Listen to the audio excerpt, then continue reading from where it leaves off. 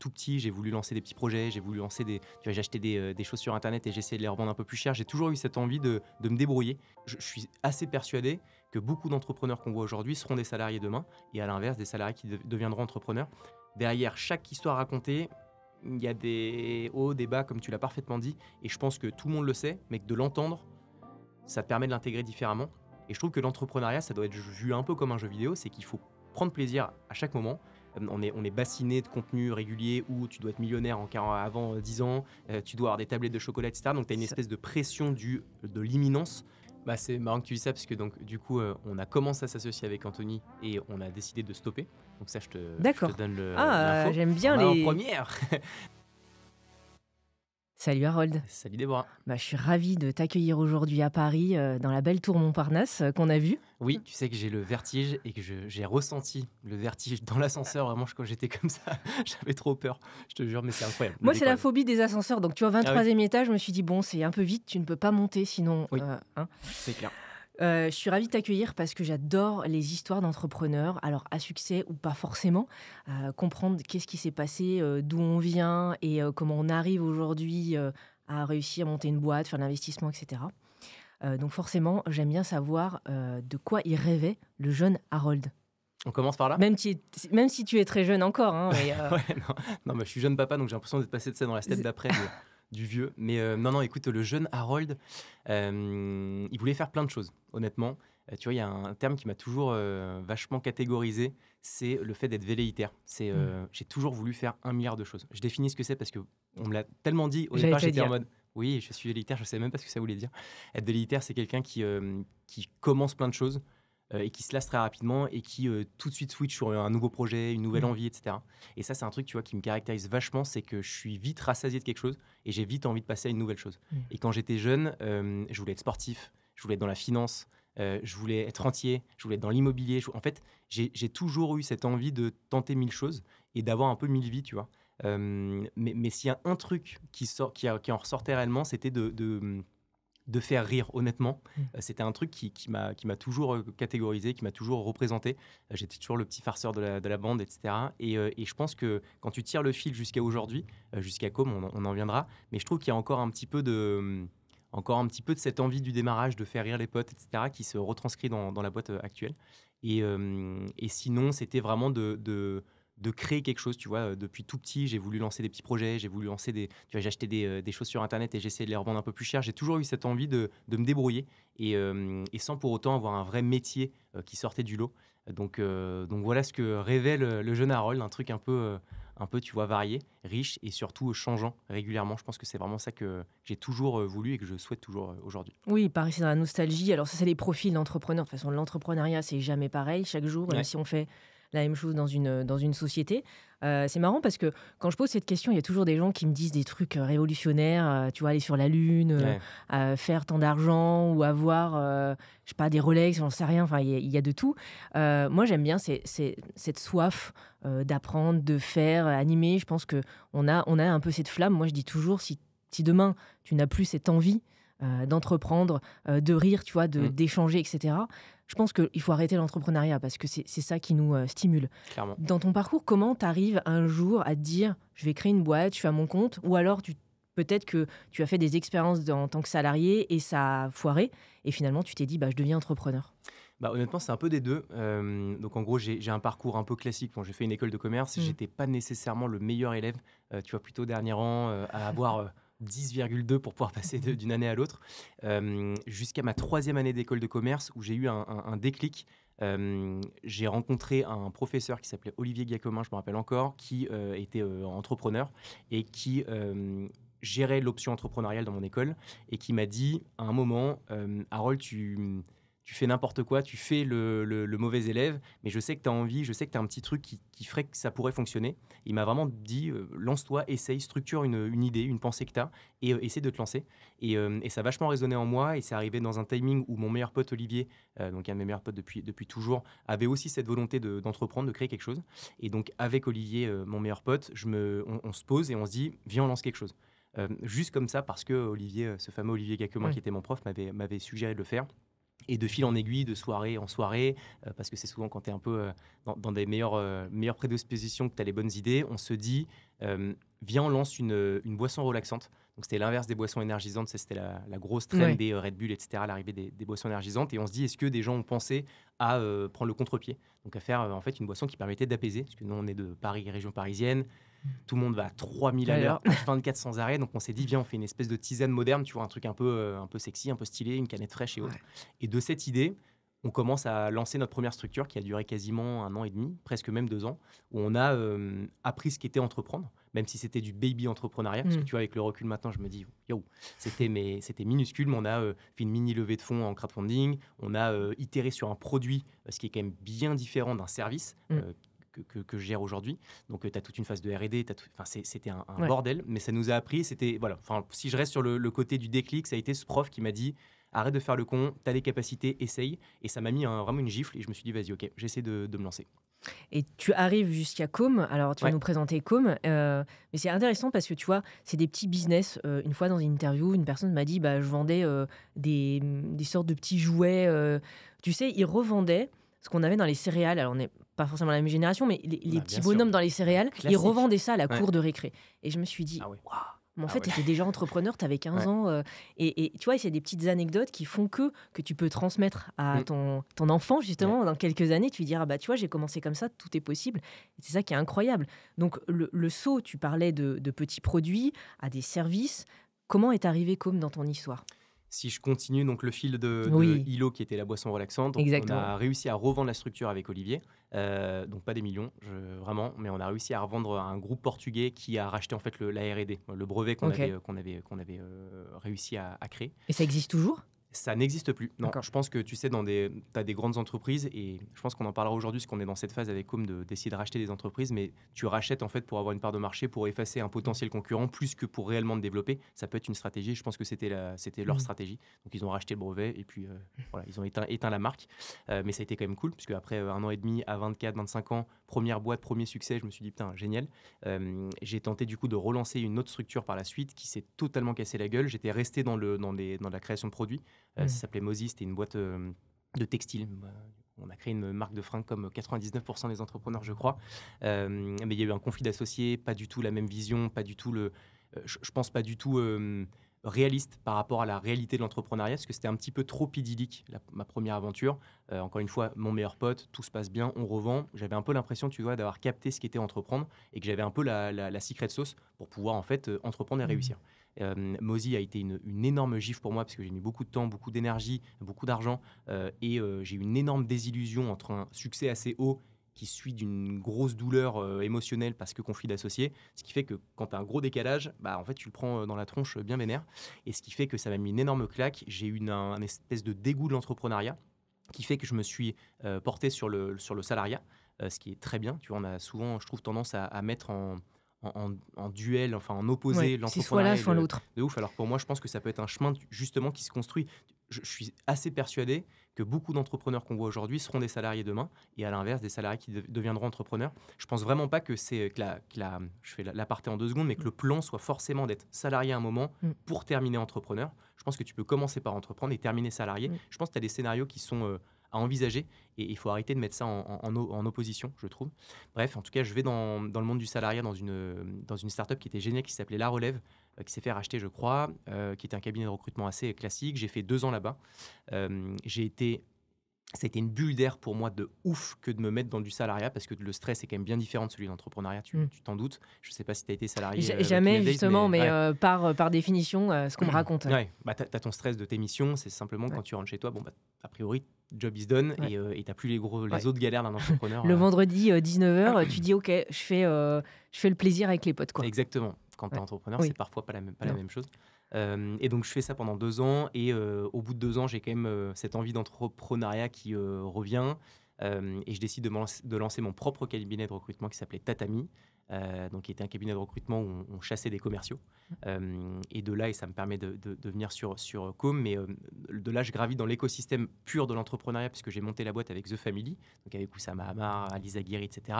J'arrive dans un monde que je découvre avec des entrepreneurs de partout, des talks, des trucs, et je fais waouh. Ouais. Et genre, tu vois, ça me fait vraiment kiffer. Mais le secteur du recrutement me fait pas plus vibrer que ça, honnêtement. J'avais déjà fait 2 ans en salariat, donc j'avais l'impression d'avoir fait déjà un peu le tour. Et donc, j'avais l'envie de lancer ce qu'on appelle une muse. Donc, c'est une boîte sur laquelle tu passes 2-3 heures par semaine et qui s'auto-alimente, entre guillemets. Et cette muse, c'est Com. Et pour juste te faire l'explication du lancement de Com, mais l'ambition, c'était de démocratiser l'accès à la vidéo, puisqu'il y a 4-5 ans, la vidéo, c'était en explosion. Il n'y avait pas forcément encore la possibilité de pouvoir le gérer par soi-même, ou en tout cas pas avec les outils qu'on a aujourd'hui. Et donc, ma logique, c'était de me dire, je vais mettre en relation des talents, donc des freelances qui font de la vidéo, avec des entrepreneurs qui ont un micro-budget. Je fais le bridge et moi, je prends un point de marge dessus. Et finalement, Com devient ce que ça devient aujourd'hui, qui est une boîte de 35 personnes. On a fait 4 millions d'euros de chiffre d'affaires. Et l'évolution de Com on a vécu 1000 vies d'entreprise en 4 ans. Et voilà. C'est intéressant parce qu'on arrive toujours dans des creux. Là, on voit l'explosion des studios de podcast, etc. Donc, en fait, certains se sentent agressés par l'IA qui arrive, disent oui, mais il y a déjà un service, il y a déjà une personne. Toi, tu arrives, tu dis bah oui, c'est l'explosion des vidéos et finalement, tu trouves ta place. La différenciation de Com par rapport à d'autres, peut-être des concurrents, alors j'aime pas le mot concurrent, mais on va le dire. Qu'est-ce qu'on trouve justement chez toi? Au démarrage, Au démarrage et maintenant. Au démarrage, c'était 2019, 2018 2019, septembre 2019. Donc tu vois, ça fait presque 5 ans. En gros, l'axe différenciant, c'était vraiment l'accessibilité. Donc j'ai une stratégie par le prix, ce qui est toujours un peu évident, et la facilité de se dire je fais la même chose mais moins cher. Ce qui a d'ailleurs été une grosse épine dans le pied pour notre développement, et j'en parlerai peut-être après. Mais donc du coup, c'était vraiment de se dire avec 1000 euros, tu as une vidéo ultra créative qui te permet de pouvoir mettre en avant ton projet. J'étais parti du principe que des entrepreneurs et l'entrepreneuriat, c'était en explosion. Donc tous les jours, il y avait des gens qui se lançaient. Donc, en fait, c'était une offre qui allait durer dans le temps, puisque j'aurais toujours des nouveaux entrepreneurs qui seraient chauds pour avoir des vidéos à 1000 euros. Donc, ça, c'était vraiment l'axe différenciant. Et on créait des contenus qui étaient vraiment dans les codes et dans les usages. Donc, un scroll stopper, le début de ta vidéo, qui était hyper captivante. On se servait de l'humour, et c'est là où je tire le fil avec mon enfance, où je pense que l'humour, c'est un truc qui est passe-partout, qui marche auprès de tout le monde, que tu sois une start-up, un grand groupe, quelqu'un de 60 piges ou de 20 ans. En fait, tu es toujours, tu vois, vachement réceptif à l'humour. Et donc ça, c'était nos deux gros axes différenciants. Et ce qui a vraiment fait que ça a pris et que Com est devenue ma vraie entreprise plutôt que simplement une muse, c'est qu'on a mis une vidéo qui expliquait notre service. Et plutôt que de l'expliquer, on l'a fait pour nous-mêmes. Donc, j'ai joué le rôle de l'entrepreneur qui était face caméra, à pitcher notre projet en disant pour 1000 euros, blablabla, avec de l'humour. La vidéo a bien marché, mais elle a explosé sur LinkedIn, qui n'était pas encore une plateforme comme celle qu'on a aujourd'hui. Il y a 4-5 ans, c'était quand même relativement précurseur que de mettre des contenus qui étaient assez créatif, un peu avec de l'humour. C'était très rigide à l'époque. Et donc, ce qui fait qu'on met la vidéo sur LinkedIn, et là, ça explose. On a fait, à chaque fois, j'oublie le nom, mais ça doit être peut-être 500 000 vues, ce qui était extraordinaire, et ce qui est encore d'ailleurs extraordinaire, je pense, aujourd'hui, mais encore plus, tu vois, il y a 4-5 ans. Et là, on a eu des demandes, mais littéralement des centaines de demandes, ce qui fait qu'avec Flo, mon associé, qui a le volet très technique, on s'est dit, OK, là, on tient un vrai truc, viens, on se lance là-dedans. Et donc, j'ai décidé de stopper Tatami, mon cabinet de recrutement, pour me focus à 100% sur Com. Et donc ça, c'était au démarrage. Maintenant, tu as toujours la même offre ou ça a évolué? Parce que c'est toujours le petit piège. Là, dernièrement, dans un webinaire, on m'a interviewé et au départ, évidemment, nous, on est dans la stratégie de site web. Je vendais des sites à 400 balles. Donc forcément, maintenant, tu les vends plus au même tarif. Et les clients qui sont habitués à ce tarif-là, en fait, ils ne veulent pas que tu changes le prix. Donc, il y a toujours ce passage qui est difficile. Donc, soit tu le perds, soit tu argumentes. Est-ce que du coup, c'est les mêmes types d'offres? Comment tu as géré la transition et le succès aussi qui va? En fait, c'est que pour moi, le premier élément de réponse, c'est qu'il faut plus s'adresser à la même cible. Il faut plus s'adresser à tes clients historiques. Il faut s'adresser à une nouvelle cible qui sera beaucoup plus réceptive à ces nouveaux budgets. Après, je pense que ce qu'il faut, c'est quand tu fais évoluer un prix, si tu dis je fais la même chose pour plus cher, le message est brouillé. Quand tu dis je fais différemment, donc plus cher, là, tu peux te permettre d'avoir des fenêtres différentes pour pouvoir te développer. C'est ce qu'on a fait avec Com. On a fait progresser nos prix, donc fait progresser nos offres. On a étoffé nos contenus. On a rendu les contenus vidéo beaucoup plus qualitatifs. Et il y a 1 an, donc au bout de 3 ans de Com, on a décidé de passer de boîte de production à agence. Donc une boîte de prod, c'est des experts de la vidéo. Tu es vraiment là un peu en tant que technicien. Quand une agence, tu as vraiment ce volet plus stratégique de pourquoi on fait des contenus, comment on les diffuse, etc. Et ça, ma volonté, de se repositionner, c'est que ça permettait de pouvoir proposer de nouvelles choses à nos clients, donc de nouvelles verticales, penser leur campagne, gérer leurs réseaux sociaux, faire de l'influence et tu vois, d'étoffer ce que tu proposes à tes clients et aussi d'avoir des budgets qui sont plus conséquents. Et donc ça s'est fait dans la durée. Ça a été compliqué quand même au démarrage parce qu'on était vachement assimilé à la startup sympa, pas très chère. Et ça, en vrai, comme la vidéo de lancement avait fait beaucoup de bruit, bah, même si certaines personnes n'étaient pas encore clients, ils avaient ça en tête, ce qui fait que ils venaient chercher ça. Et donc, du coup, ça a été un travail de longue haleine que d'éduquer, de faire comprendre qu'on allait faire évoluer nos prix, etc. Mais ça a été, franchement, ça a été chaud. Je pense qu'on n'est pas totalement sorti encore de ça, tu vois, 4 ans après. Ouais. Même si maintenant, tu vois, le panier moyen, il y a 4 ans, c'était 1000 ou 1500 euros. Quand maintenant, il est plutôt de l'ordre de 30, 40 000 euros. Donc, Ouais. on a, tu vois, fait quasiment x 40. Donc, le travail a été fait. Mais je pense que c'est un travail continuel. Et voilà. Mais c'est important de le dire parce que, tu sais, il y a toujours cette face sur les réseaux sociaux de on réussit, c'est facile, on fait une levée de fonds, on passe à qui veut être mon associé, c'est trop bien. Ouais, tu vois, c'est ce que je dis souvent aux jeunes entrepreneurs ou même à des étudiants quand je les accompagne. Regardez derrière, en fait. Hein. Ouais. Tu vois, ce que tu témoignes là, c'est pour ça aussi que j'ai envie d'interviewer des entrepreneurs comme toi. Ça se fait pas en 5 minutes. Et Ouais. puis, en fait, le passage, des fois, la transition entre une boîte ou une autre, un produit, un service différent, bah, il y a aussi des choses qui évoluent, quoi. Ouais, Donc, ça, c'est clair. donc ça, c'est vachement intéressant. La vision, l'ambition de Com aujourd'hui, c'est quoi? C'est de devenir un groupe. Donc, on est officiellement d'ailleurs un groupe, puisqu'on a donc on a lancé un premier spin-off. Donc, un spin-off, c'est une nouvelle structure juridique dans laquelle on met un nouvel associé ou des nouvelles associés, dans laquelle Com est ultra majoritaire. Mais ça permet de pouvoir vraiment faire piloter cette nouvelle entreprise avec des usages, avec des codes et avec une nouvelle figure. Donc c'est notre premier spin-off et on a racheté la semaine dernière notre première entreprise qui Bravo. s'appelle Les Tantines, merci beaucoup, qui est la boîte de ma sœur, qu'elle a lancée il y a 6 mois, qui va potentiellement te parler puisque elle crée des chartes graphiques, des logos, des sites internet avec un prix relativement accessible. Et elles ont fait 6 mois de feu, vraiment. Elles avaient créé le site internet de Capsule, notre spin-off, et comme ça avait fait beaucoup de bruit, bah, ça leur a donné beaucoup de visibilité. Et leurs métriques, leurs chiffres étaient hyper intéressants, donc on a décidé de racheter la structure, pris 70% de la boîte. Et donc maintenant, ma stratégie et mon ambition, maintenant qu'on est un groupe de 3 entreprises, ça va être de développer ce groupe. Donc c'est d'identifier des nouvelles boîtes qui ont leurs spécificités, qui ont pour but de faire rayonner les entreprises, parce que c'est ça que je vends à mes clients, mais simplement avec des spécificités qui vont être gérées par une nouvelle entité. Et donc, tu vois, là, on discute avec des boîtes qui font du social buying, on discute avec des boîtes qui gèrent les réseaux sociaux. Et là, mon ambition avec Flow, c'est vraiment de se dire qu'on devient un groupe, une boîte qui va faire 10 millions d'euros de chiffre d'affaires dans 3 ans. C'est l'objectif qu'on s'est fixé.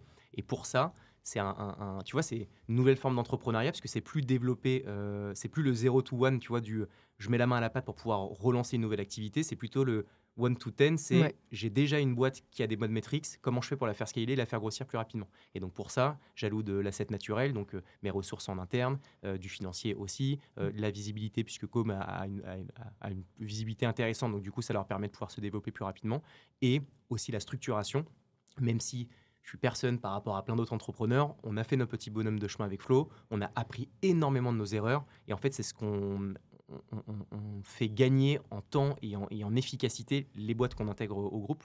Et ça, c'est vraiment l'ambition des prochaines années avec Flo. Et c'est passionnant, honnêtement. Parce que je réapprends, tu vois, de la même manière que j'ai appris à entreprendre au démarrage, bah là, je réapprends ce que c'est que de faire de la due diligence, donc de comprendre les chiffres des boîtes, de savoir si elles sont rentables ou non, d'essayer de flairer si jamais il y a une perspective de croissance ou non, d'échanger avec des gens, puisque quand tu rachètes des boîtes ou tu lances des spin-offs, la règle numéro 1, c'est d'accrocher avec des gens qui ont le potentiel à faire grossir. Et donc tout ça, c'est un nouvel enjeu pour moi, des nouvelles choses que j'apprends et je suis déjà passionné, honnêtement. Mais c'est chouette parce que tout à l'heure, tu nous as dit quand tu étais petite, tu aimais bien être un peu multi-potentiel, multi-action. Voilà. Finalement, tu le fais indirectement sans le savoir. Et c'est ça un peu la magie des parcours, tu vois. Ouais. Si on avait dit au jeune Harold de 10 ans, ah bah attends, dans quelques années, tu auras ça, je pense qu'il aurait rigolé, il aurait dit non, non, mais je suis avec mes billes, mes machins, tu vois. Mais c'est vrai, hein, tu vois, le passage même de boîte de prod à agence, c'est parce qu'au bout de 3 ans, j'étais pas rassasié avec... Et Flo, d'ailleurs, on en rigole parce que Flo, il est un peu... à l'inverse, tu vois, il est plutôt en mode viens on se pose, viens on structure avant de partir en sucette, tu vois. Quand moi je suis le mec qui part en coucougnette, mais en vrai la complémentarité fait que ça marche pas trop mal. Mais tu vois, c'est ouf parce que en vrai de vrai, sans faire le vieux discours storytelling de l'entrepreneur, mais Mais moi, j'avais des difficultés par rapport à d'autres entrepreneurs parce que j'étais pas du tout studieux. Donc, j'ai jamais appris à endosser une grosse charge de boulot. Moi, je bossais 1 heure quand mes potes bossaient 15 heures. J'ai toujours, tu vois, bricolé. Ce qui fait que quand j'ai dû lancer Com, qui est ma vraie première grosse entreprise, j'ai dû me faire mal 10 fois plus que d'autres entrepreneurs qui avaient d'autres facilités. J'ai appris ce que c'était que de travailler. Et ça, c'est un truc sur lequel j'ai une immense fierté pour moi-même. C'est que j'ai tabassé un nombre d'heures de travail non négligeable. Et parce que j'étais très certainement moins intelligent que certains, j'étais certainement moins agile, tu vois, j'avais moins l'œil pertinent, efficace pour pouvoir faire grossir ma boîte. J'ai dû en fait tabasser de beaucoup plus d'horaires. J'ai travaillé comme un chien. Je continue à bosser comme un chien. Et je pense que ça, c'est un truc qui est... Enfin, là, je suis dans une nouvelle phase où j'essaie d'apprendre à être plus productif, donc à réduire mon nombre d'heures de travail, mais par contre d'être beaucoup plus efficace dans ce que je fais. Mais ouais, on n'a rien sans rien. Et je pense que n'importe qui peut entreprendre parce qu'on me pose toujours la question de me dire est-ce que tu penses qu'on est entrepreneur ou non. Et j'ai l'impression que la grande majorité des gens disent que tu es entrepreneur ou tu ne l'es pas. Quand moi, je pense que n'importe qui peut entreprendre et que la première phase, c'est juste de tabasser du boulot. C'est vraiment travailler. On a toutes les ressources au monde maintenant pour pouvoir monter en compétence sur n'importe quel sujet. Tu vas sur YouTube, tu passes 40 heures sur un sujet, tu deviens pseudo-expert en sujet. Donc voilà, bref, je diverge, mais... Non, mais je suis complètement d'accord. J'allais aborder justement l'entrepreneuriat, les conseils que tu pouvais donner ou ta vision. Souvent, on dit mais il faut avoir galéré avant pour être un bon entrepreneur. Non, on n'est pas obligé de galérer, quel que soit le niveau d'ailleurs, que ce soit la santé, que ce soit les parents, que ce soit le conjoint, la conjointe, etc. Donc ça, c'est intéressant. Mais le travail, oui. Moi, je mets toujours un warning, encore une fois, sur les réseaux. Ne croyez pas qu'une boîte réussit comme ça. Ne croyez pas qu'il y a une levée de fonds comme ça, sans travailler, sans mettre de l'énergie. Ça n'arrive pas en 5 minutes. Ouais. Et ça, c'est important parce que les jeunes générations, plus jeunes que nous, les 18 ans là, qui arrivent, pensent comme ça se fait par magie. Il y a quand même un peu de boulot. On ne peut pas être influenceur comme ça non plus. Non, mais c'est clair. Et puis après, tu as le facteur chance. Tu as des gens qui auront plus de facilité.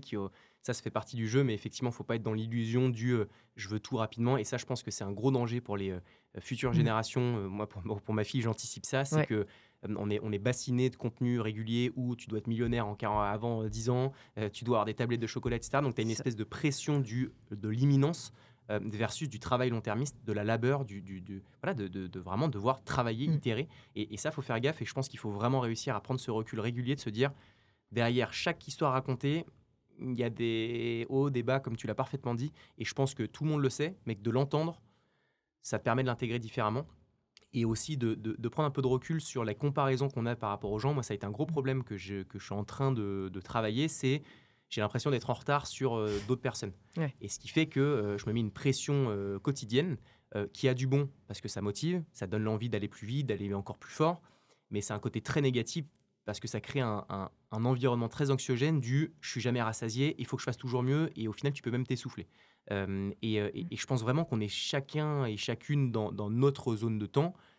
Tu vois que tu as des gens qui commencent à entreprendre à 22 ans et qui meurent à 50. Tu en as qui commencent à entreprendre à 50 qui meurent à 90. Tu as des gens qui commencent leur parcours pro à 70 ans quand d'autres l'arrêtent à 40. Donc en fait, la seule chose sur laquelle il faut se focus, c'est sa propre zone de temps, parce qu'on sera toujours en avance par rapport à certains et toujours en retard par rapport à d'autres. Et en fait, le seul focus, c'est de se dire, est-ce que je suis meilleur que ma version de moi-même il y a un an, il y a une semaine, et sans rentrer dans un espèce de truc gourotiste, tu vois, mais vraiment de se focus sur soi. Et quand tu prends ce recul, tout d'un coup, tu prends les choses avec beaucoup plus de simplicité parce que tu te dis plus putain, faut vite que je mette ma famille à l'abri, je vais avoir 40 ans. Non, juste tu fais ton truc, t'avances et je trouve que ça permet d'entreprendre de manière un petit peu plus sereine. Mais c'est bien que tu le dises et parce que tu as un public derrière, donc les jeunes entrepreneurs regardent avec des paillettes parce que tu as réussi, parce qu'il y a eu tant d'argent, parce qu'il y a tant de succès derrière, parce qu'on te voit avec des personnalités, on va en parler après. Donc ça, c'est vraiment important de le dire, ce travail, ce temps et surtout... peut-être qu'il y a un gars qui va faire ses 100K et il sera heureux toute sa vie et c'est très bien. Ouais. Et il y en a qui seront malheureux comme ça ou il y en a qui seront salariés, tu le disais très justement. Je trouve que c'est vraiment important de le dire parce que voilà, je passe en revue beaucoup les réseaux sociaux pour moi et pour les clients aussi. Et il y a ce faux mot de dire oui, il faut que tu sois comme ça, il faut que tu sois dans les codes. Et les jeunes générations n'ont pas notre recul à nous, un peu plus vieux, de dire oui, en fait, c'est pas forcément les super codes. Vas-y. Non, mais j'allais dire, et je trouve que tu as raison, et je précise une chose, c'est que je pense qu'il faut vraiment, dans l'entrepreneuriat, quand tu es employé, peu importe la forme dans la manière dont tu travailles, mais il faut vraiment réussir à trouver du plaisir quand tu le fais et que ce soit pas en fait un moyen d'atteindre un objectif. Euh, Trop de potes à moi que je connais qui sont entrepreneurs me disent je vais charbonner pendant 10 ans pour à un moment être millionnaire. Et en fait, en fait ça veut dire que pour moi, il faut vraiment se dire que le chemin que tu parcours en étant entrepreneur te fait kiffer et que la finalité ne sera pas le gain à la fin, sera simplement le fruit en fait d'un travail quotidien qui te fait plaisir. Et il faut voir ça un peu comme un jeu vidéo. Je sais plus où j'avais entendu ça, mais j'ai trouvé ça hyper pertinent. C'est, tu vois, un jeu vidéo, ton objectif, c'est pas de terminer le jeu vidéo. Ton objectif, c'est de kiffer chaque moment et chaque seconde que tu fais. Après, tu passes des niveaux, tu passes des paliers, mais en fait, t'as limite pas envie que ça s'arrête, puisque juste tu vas par plaisir et pour pouvoir te divertir, tu vois. Et je trouve que l'entrepreneuriat, ça doit être vu un peu comme un jeu vidéo, c'est qu'il faut prendre plaisir à chaque moment. Tu auras des niveaux que tu passes, et tu as un moment où tu termineras le jeu, et terminer ton jeu, c'est revendre une boîte, c'est la kill, peu importe.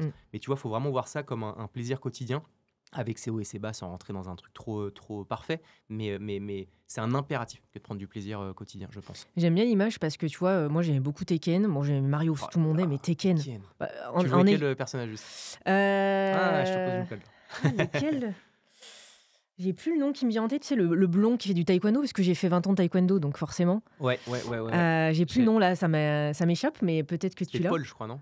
Ouais, d'ailleurs, il a vachement évolué dans les versions. J'aime bien, tu sais, les vidéos YouTube où tu vois toutes les évolutions du Tekken.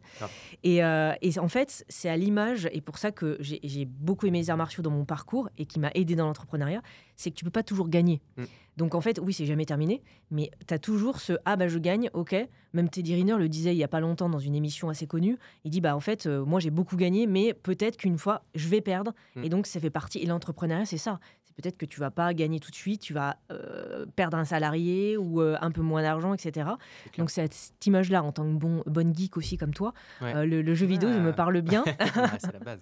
Non, mais c'est clair. Et puis en plus, je trouve que chaque échec, chaque défaite, c'est ce qui donne de la saveur à tes réussites. Et sans ça, en fait, tu réussis, mais ça a tellement peu de goût, peu de saveur, que ça donne pas l'envie d'aller réussir encore plus. Donc je pense que justement, dans le process d'échouer, ça te donne encore une fois du goût à chaque réussite et tu as le recul de te dire j'en ai chié pour réussir cette petite victoire et c'est ce qui te permet, je pense, de durer dans le temps, quoi. Oui, et puis en France, on a du mal encore avec l'échec. Ça a évolué. En 15 ans, je vois, il y a beaucoup plus de talks, de conférences en disant bah oui, c'est normal, l'échec, c'est OK. Les États-Unis sont beaucoup plus ouverts que nous. Ça serait quoi le conseil que tu donnerais à un jeune entrepreneur qui se lance, quel que soit, ça soit un service ou un produit, tu lui dirais quoi? Je lui dirais de créer une image autour de lui, donc le personal branding, et de créer des entreprises avec une volonté de faire une marque média. Donc, c'est vraiment de s'installer en tant qu'expert dans un secteur, plus que simplement de promouvoir un produit ou un service. Je pense vraiment que les gens ont une overdose de la publicité au sens très traditionnel de la chose, c'est que je te vends quelque chose. Les gens vont chercher de l'information, vont chercher à monter en compétences, vont chercher à apprendre. Et en fait, pour moi, ça, une entreprise doit se positionner comme l'acteur qui donne la connaissance dans son secteur et qui lui permet d'avoir la légitimité ensuite de se dire bon bah ok, je sais pourquoi est-ce que je vais aller acheter un produit. Et je trouve que cette position, ça va devenir un standard et qu'il faut vraiment revisiter la manière de vendre son entreprise. Encore une fois, moi je le vois dans mon écosystème, la com, etc. Donc ça me parle forcément. Mais je suis assez persuadé qu'on va aller chercher des gens, qu'on va aller chercher un savoir plus qu'une entreprise de manière très frontale, tu vois. Donc je lui recommanderais fortement ça. Et donc pour créer une marque média et avant même son personal branding, c'est de se cultiver, de monter en compétences, en connaissances pour pouvoir apporter de la valeur auprès de son audience et d'être très précurseur sur les réseaux qui sont émergents. Moi, LinkedIn, je me considère vraiment comme précurseur de ce réseau. Ça m'a permis une belle unfair advantage par rapport à d'autres clients. Et je pense qu'il faut être à l'affût des nouveaux réseaux. Il ne faut pas attendre que tous ses potes se disent « T'as vu ce nouveau réseau ?» parce que c'est déjà trop tard. Il faut vraiment réussir à avoir l'œil très, très aiguisé pour pouvoir se dire « Ok, Twitch, en B2B, j'y crois fort. » D'ailleurs, c'est vraiment clairement un des sujets. Et essayer d'être précurseur pour pouvoir prendre une position intéressante et importante dans un nouveau réseau qui permettra de développer de manière beaucoup plus pérenne et sereine ces différentes activités. Ça me fait penser à la vidéo longue. Quand je démarrais YouTube, c'était au tout départ, c'était 2009-2010. On faisait des formats très longs. Après, ça, c'est un peu moins, c'était un peu moins démocratisé parce que les contenus courts sont arrivés. finalement, on revient au contenu long comme on fait aujourd'hui. Et pareil, j'ai un jeune entrepreneur qui m'a dit, mais tu t'es mis au format long parce que ça revient à la mode. Je lui dis non, en fait, ça fait 15 ans que j'ai toujours fait les formats longs, quoi. Ouais. Et les conseils qu'on pourrait donner, en tout cas, moi, ça me fait sens, c'est rester dans votre niche ou dans votre excellence, dans la manière dont vous le faites et gardez-le sur plusieurs années. Et ne regardez pas forcément les tendances qui se passent. Si tu es à l'aise, format long, tu restes un format long. Enfin, toi, c'est des petits exemples, mais c'est aussi ça qui est important. Tu as parfaitement raison. Et puis, en fait, ça te permet de passer ce qu'on appelle la vallée de la mort. C'est qu'en fait, quand tu as des nouveaux services, des nouveaux usages, des nouveaux projets, des nouveaux réseaux, n'importe quel opportuniste, et opportuniste, c'est pas un sens péjoratif, mais c'est les gens de manière générale vont se dire putain, faut que j'y aille. Ouais. Ce qui fait que tout le monde va y aller, il y aura une énorme traction, mais il y a forcément un moment où tu vas dire bon, bah, ça marche un peu moins. Et là, c'est ce qu'on appelle la vallée de la mort, c'est que sur les 100 personnes qui sont arrivées sur ce nouvel usage, tu en as 90% qui vont arrêter. Et si toi, tu fais partie de ces 10% et que tu continues à rester, à itérer, et que même s'il y a eu une traction, ça s'arrête un peu, ça reviendra au bout d'un moment, bah c'est là où tu arrives à faire le mile supplémentaire qui te permettra de te positionner correctement. Tu vois, et dans la même logique, c'est en fait juste la régularité et le travail qui fait qu'à un moment, ça paye. Tu vois, j'avais lu que 80% des gens qui lancent un podcast s'arrêtent après le 3e épisode parce qu'on est toujours dans cette logique de se dire, je mets de l'effort, il faut qu'il y ait un gain imminent.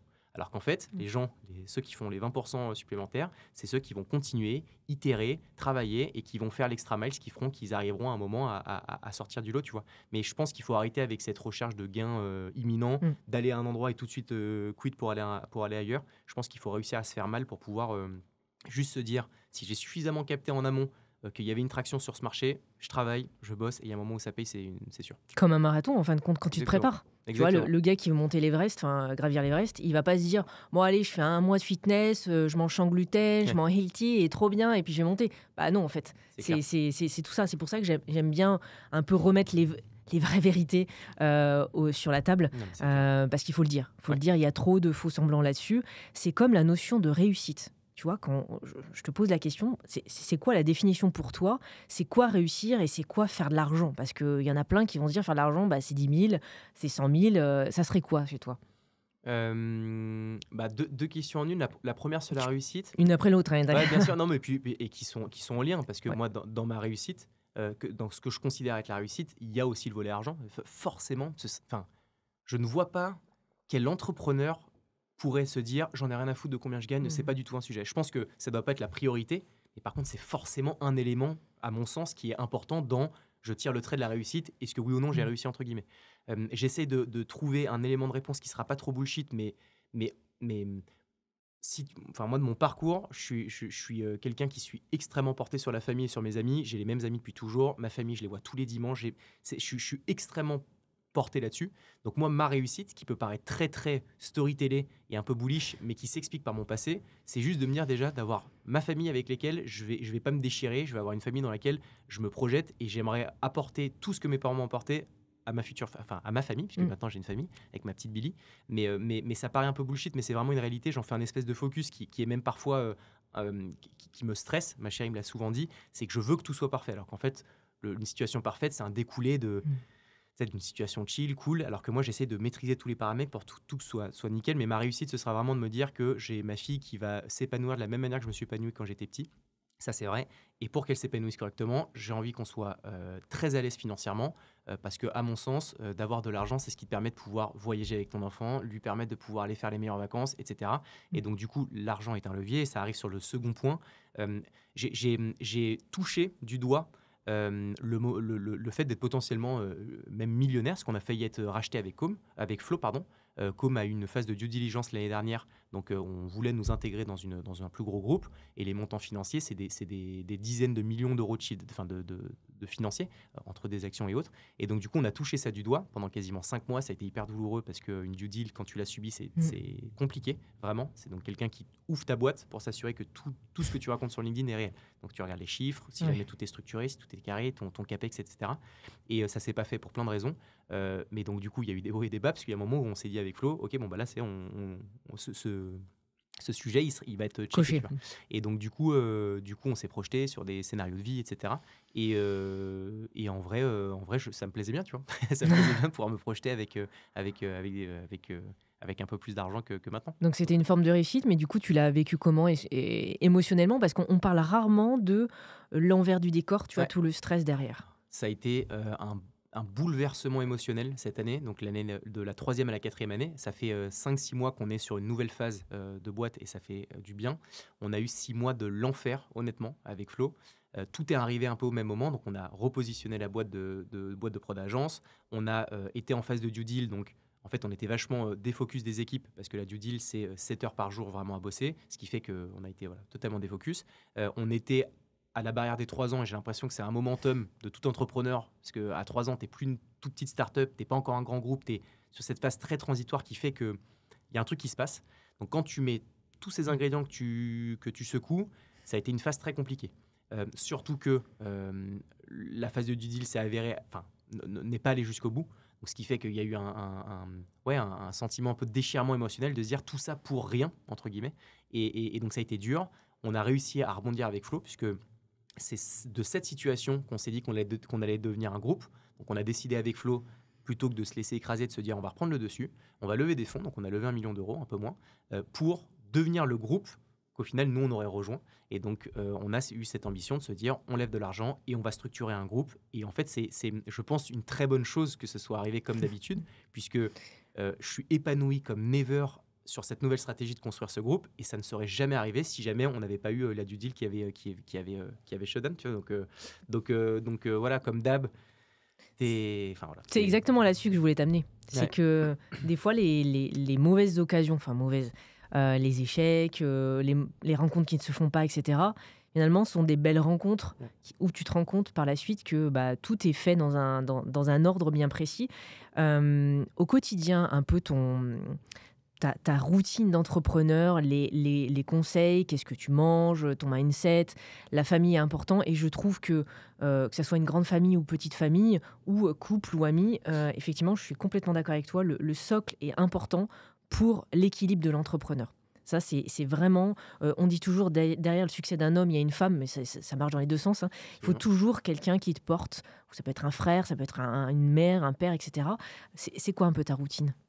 Mon socle, en tout cas, c'est donc ma chérie, ma fille, mes parents, ça, c'est mes sœurs, etc. Même pas de sujet là-dessus.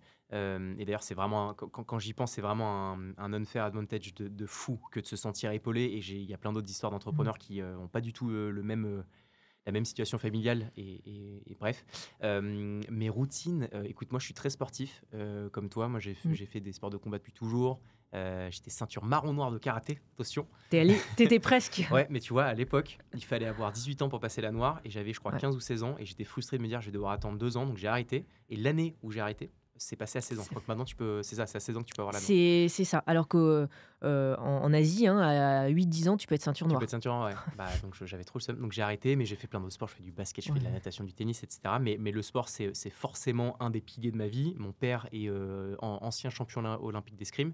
Donc cette culture du sport, elle a clairement, j'ai baigné là-dedans, tu vois. Et ça a eu du bon, ça a eu du moins bon. Mais en tout cas, c'est ancré en moi, c'est sûr. Donc je fais super gaffe à ce que je mange, vraiment. Je calcule mes calories, etc. La grande majorité du temps. J'ai en fait ma routine. Moi, je me fais ce qu'on appelle des 30 Days Challenge. C'est pendant 30 jours, je me mets des objectifs, des nouveaux objectifs qui sont de manger plus ou moins de calories, de m'étirer plus ou moins de temps, de lire plus ou moins longtemps.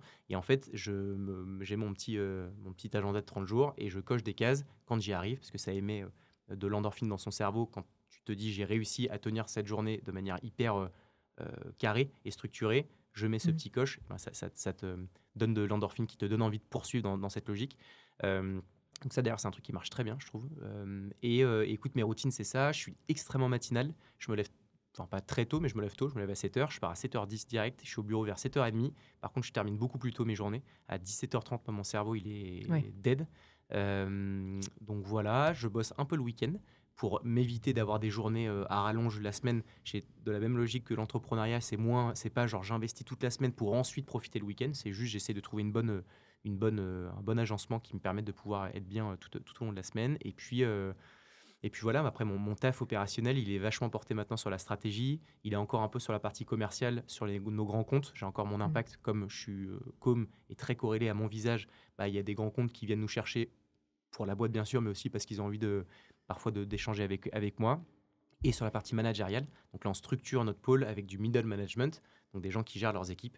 Et ça, c'est énormément de temps à passer pour construire le meilleur système Comme tout système, c'est organique, c'est évolutif, donc ça veut dire toujours être à l'affût des changements. On est encore une boîte très jeune, on a 4 ans, on a encore plein d'évolutions. Donc il ne faut surtout pas se dire que ce qui fonctionne un jour ne fonctionnera le lendemain. Donc on doit avoir cette vision un peu agile de notre entreprise. Et voilà. Et puis là, sur la phase de structuration de notre groupe, je rencontre beaucoup de gens avec qui on peut imaginer un futur commun. On a vu ton apparition aux côtés d'Anthony Bourbon, qui est un peu connu dans notre milieu. Mhm. Pas tout le monde le connaît, hein. J'ai encore des personnes qui m'ont dit c'est qui celui-là. Ah ouais. Ouais, ils sont pas forcément dans le milieu de l'entrepreneuriat, ils sont salariés, donc c'est marrant. On t'a vu donc aux côtés d'Anthony. Comment c'est arrivé la rencontre et qu'est-ce qui s'est passé? Bah, c'est marrant que tu dis ça parce que donc, du coup, on a commencé à s'associer avec Anthony et on a décidé de stopper. Donc ça, je te D'accord. donne Ah, l'info j'aime bien en les. première. Non, non, en gros, donc Anthony, moi, je le connais depuis un moment. On n'est pas amis, mais on se connaissait, on s'est Mhm. croisés à différents événements. Je l'ai reçu sur mon média plusieurs fois, etc. Et j'ai toujours apprécié cette personne, vraiment. Et on avait déjà discuté sur le fait de un jour lancer un truc ensemble parce qu'on avait bien matché. Il s'avère que quand on décide de lancer donc, notre premier spin-off qui s'appelle Capsule, donc qui est un studio de personal branding, donc c'est créer du contenu en volume pour les entrepreneurs, j'en ai parlé à Anto en lui disant écoute, on a cette logique, on s'est toujours dit qu'un jour on montrait un truc ensemble, t'es chaud. Rapidement, on s'est dit bouillant, le classique des entrepreneurs, et donc du coup on s'est serré la paluche, on a structuré la com de lancement avec Anto, etc. Et il s'avère que Anthony a eu son impact puisque la boîte a eu énormément de visibilité, on a été submergé de demandes, on a un BP qu'on avait itéré qui a été revu en multipliant le tout x3 parce qu'on ne pensait pas qu'il y aurait eu une telle traction, ce qui fait qu'on a eu énormément de demandes, qu'on s'est rendu compte qu'il y avait un potentiel marché qui était énormissime. Et donc du coup, moi j'ai dit à Anthony, là on tient un vrai truc, il va falloir s'investir à fond. Si jamais tu es aussi l'image de la boîte, ça veut dire qu'il faudra aussi s'impliquer. Ouais. Et la réalité, c'est qu'Anthony m'a dit, j'arriverai jamais, en plus de tout le reste, Bah oui. à gérer de manière un peu opérationnelle la structure. Donc, en serrant la paluche de la même manière et assez rapidement, il nous a dit, et j'ai trouvé ça hyper fair, de dire, les gars, j'arriverai pas à tenir mes engagements. Donc, du coup, on a préféré se dire qu'on stoppe direct, Ouais. plutôt que, tu vois, faire un truc un peu middle qui, fort du passé, amènerait à des points de tension, Ouais, puisqu'après 6 frustrant. mois, 1 an, ouais, tu as de la frustration de notre Ouais. côté. Donc on s'est dit, viens, on stoppe ça s'est méga bien passé. Donc voilà, et je suis assez persuadé que je monterai bel et bien une boîte avec Anthony. Oui. Simplement, je pense qu'il est tellement dans une phase d'ascension, Oui, de croissance, ouais. de croissance, qu'il doit se focus sur ces sujets. Voilà, Ouais, c'est plutôt franc, c'est une bonne nouvelle finalement. Clairement, L'un dans l'autre. Après, est-ce que tu totalement. gardes l'idée? Est-ce que c'est fermé vraiment ou tu gardes un peu l'idée Avec Anthony, Non, alors lui, il disparaît, entre guillemets, Oui. mais toi, tu le maintiens? la boîte, Oui. Capsule, ah ouais, la Oui, boîte donc voilà. continue à rouler. Ok. C'était notre initiative. On a D'accord. nos bureaux à Boulogne, machin. Non, ouais, là, pour le coup, on continue à Oui, parce 200%. que ça aurait été dommage. Ah bah non, clairement. Et puis le business model ne repose pas sur Anthony, même si c'était Bien sûr. un énorme point de visibilité. Il y a un business model qui est propre au modèle et qui marche très bien, tu vois. Donc non, on continue et plus que jamais d'ailleurs. Donc on va suivre ça. Ouais. Dans ton parcours d'entrepreneur, est-ce que tu avais des mentors ou des personnes qui t'inspiraient ou est-ce que tu en as encore maintenant parce que tu es encore jeune quand même? Ouais, non, bah grave. Dans le passé, même s'il m'inspire encore aujourd'hui, il y a Oussama Hamar, qui moi, m'a bercé, m'a vraiment donné l'envie d'entreprendre et d'entreprendre différemment.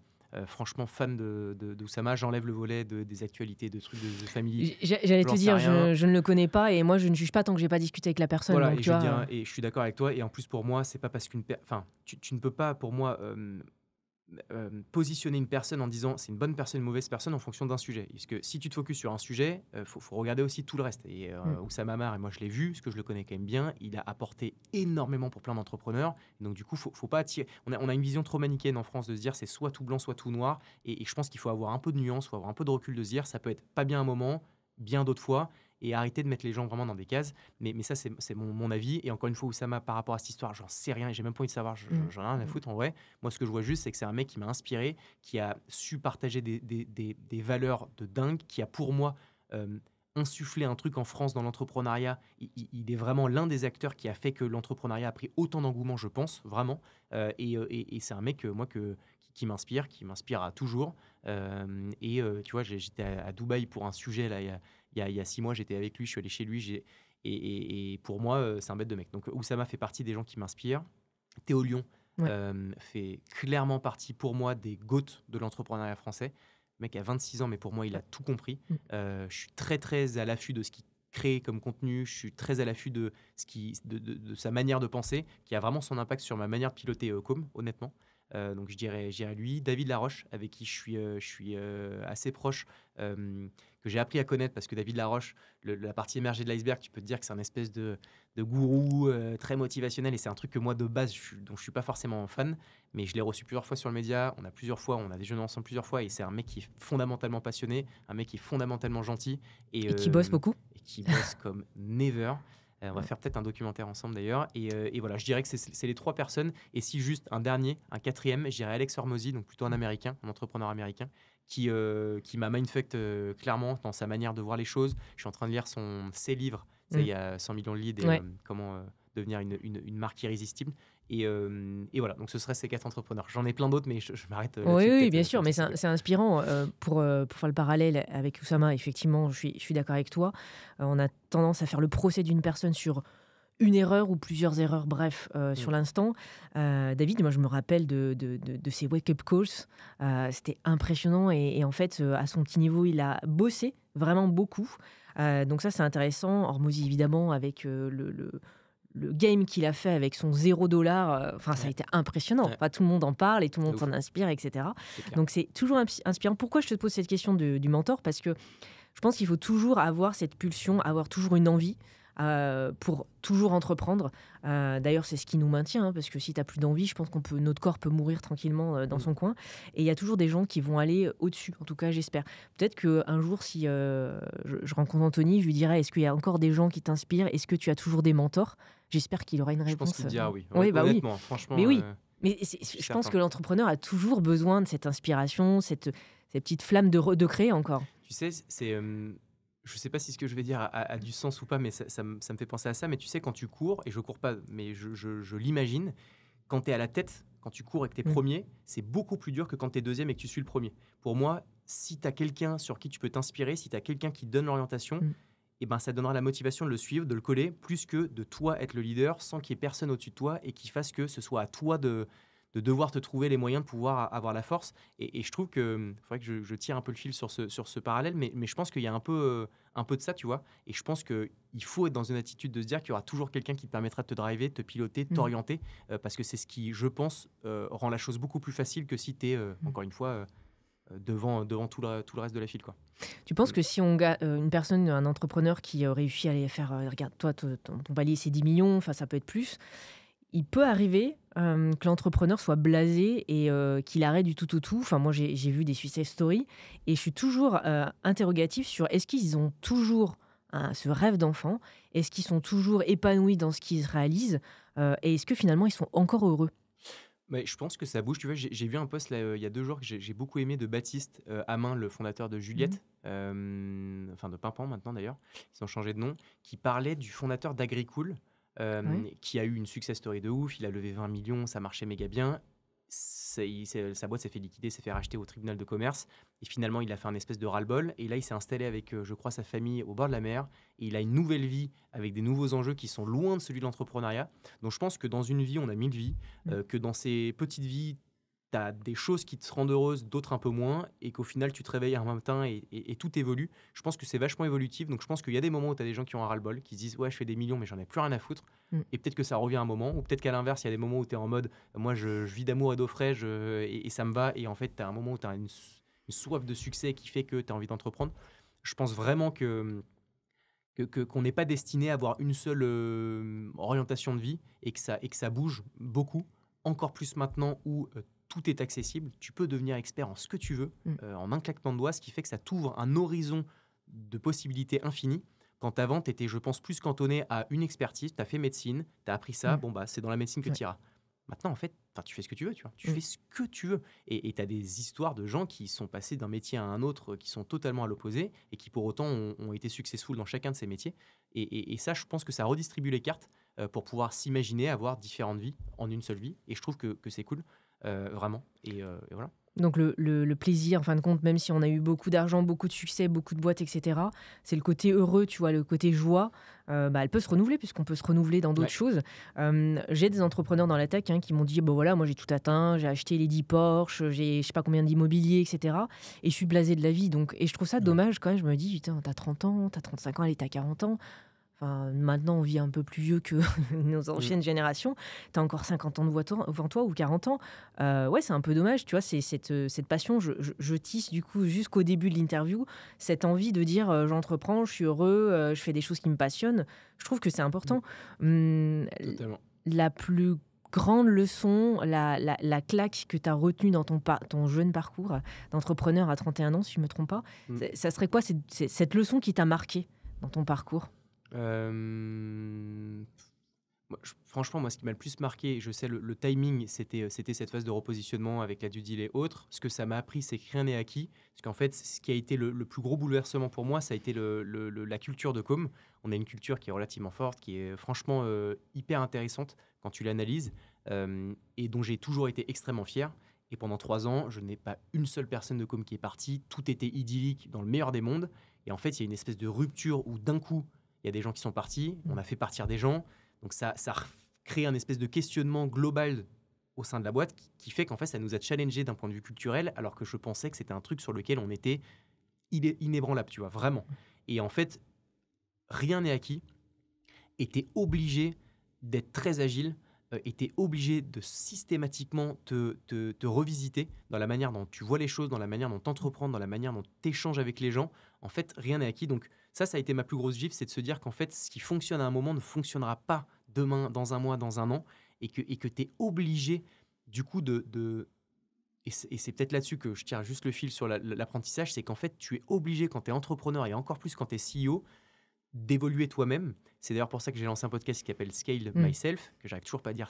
J'ai choisi le pire blaze ever de podcast, mais c'est se scaler soi-même, c'est réussir à monter en puissance soi-même, parce qu'en fait, ta boîte, si elle croît, mais que toi, tu n'arrives pas à croître à minima de la même manière, en fait, tu vois, au départ, tu es comme ça et ta boîte est comme ça, donc tu la tires vers le haut, mais si ça se croise, en fait, c'est ta boîte qui tire, et en fait, tu es un putain de poids anti-croissance à ta structure.